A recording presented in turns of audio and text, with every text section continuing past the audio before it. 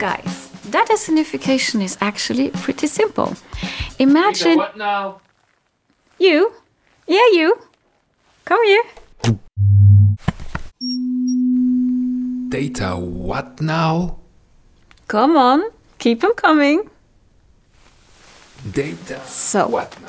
a little sound lesson to get us started. Data Many what? things around us create sound, like our little friend here. But how do we capture it? Data what now? Well, the usual way Data what now? is that the source of the sound Data what now? makes the air vibrate. Data what now? The microphone captures these Data vibrations. what now? And it's all sent and recorded onto something. Data what? Data what now? Data what now? Data now? Right now, onto a computer. Data what now? Data For a while now, we've been able to create sounds, like a drum kit, directly from a computer. Data what now? It's called sampling. Look it up.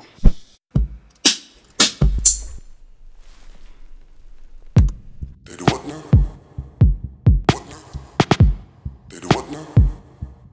What now? Mom always told me that music comes from the heart. Let's try it out. You see? Now when I need some extra inspiration, I can turn to another source, data. The data from my heartbeat goes straight into the computer, in real time. Let's see what this baby can do. You could use any data really. The amount of F's in that email from your boss, for example. Or the ups and downs of your savings account. We use data sonification in loads of other things already. Remember Chernobyl? Submarines? Or your first driving lesson? So there you have it. Data sonification is the process of turning data into sound. For science, for music, even in tech.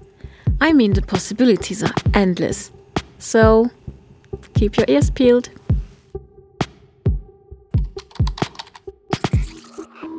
Data what now? Data what now? Data what now? Data Hey. what now? You can go now. Go!